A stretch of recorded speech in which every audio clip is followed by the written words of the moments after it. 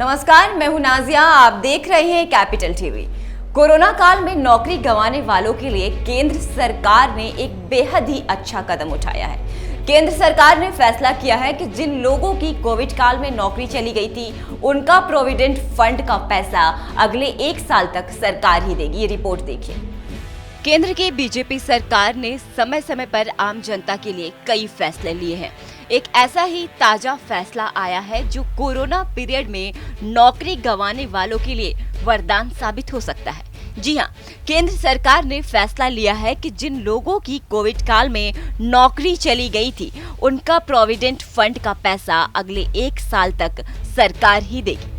कर्मचारी और नियोक्ता दोनों के हिस्से का पीएफ इसमें शामिल है, यानी 2022 तक दोनों का हिस्सा सरकार देगी, लेकिन इसके लिए 2 शर्तें हैं।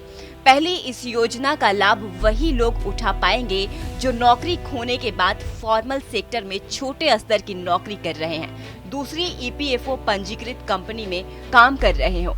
वित्त मंत्री निर्मला सीतारमण ने 21 अगस्त को इसकी घोषणा की। सरकार ने इस फैसले के अलावा कुछ और भी फैसले लिए हैं जो इस तरह से हैं।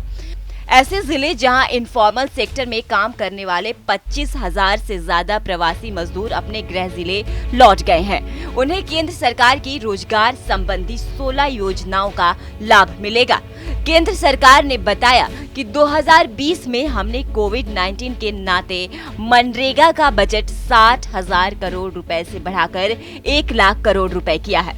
इस साल सरकार लगातार प्रोविडेंट फंड की नई नीतियां निर्धारित कर रही है। फरवरी में आए बजट में 2.5 लाख रुपए की पीएफ डिपॉजिट पर मिलने वाले इंटरेस्ट पर टैक्स चुकाने को कहा गया था। टैक्स फ्री इंटरेस्ट के लिए पीएफ डिपॉजिट की सीमा बढ़ाकर 5 लाख रुपए कर दी गई है। यानी अगर किसी के अकाउंट में सालाना 5 लाख रुपए तक का पीएफ डिपॉजिट होता है तो उस पर मिलने वाले ब्याज पर टैक्स नहीं लगेगा। इसके अलावा ये भी बता दें कि आधार नंबर को पीएफ खातों और यूनिवर्सल अकाउंट नंबर से जोड़ने की आखिरी तारीख पास आ रही है। ये तारीख है 1 सितंबर। इससे पहले अगर आप पीएफ खातों और यूएएन को आधार से नहीं लिंक करते हैं तो आपकी दिक्कतें बढ़ सकती हैं। आप ईपीएफओ की वेबसाइट पर जाकर ये कर सकते हैं। ईपीएफओ ने कंपनियों को निर्देश दिया है कि अगर किसी का ईपीएफ खाता और यूएएन आधार से लिंक नहीं है तो उसका इलेक्ट्रॉनिक चालान रिटर्न दाखिल नहीं किया जाएगा। रिपोर्ट्स के मुताबिक अगर किसी कर्मचारी का ईपीएफ खाता आधार से लिंक नहीं है तो इसका मतलब ये भी हो सकता है कि कंपनियों के कंट्रीब्यूशन कर्मचारी के खाते में जमा नहीं किए जाएं।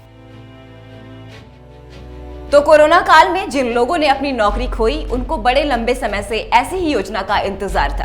अब केंद्र सरकार ने ये फैसला लाकर बेहद ही राहत भरा काम किया है। फिलहाल के लिए बस इतना ही। देखते रहिए कैपिटल टीवी।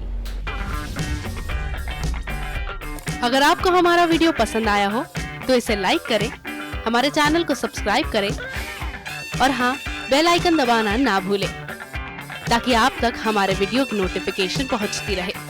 आप अपना सुझाव हमें कमेंट बॉक्स में दे सकते हैं। हमारे साथ जुड़ने के लिए शुक्रिया।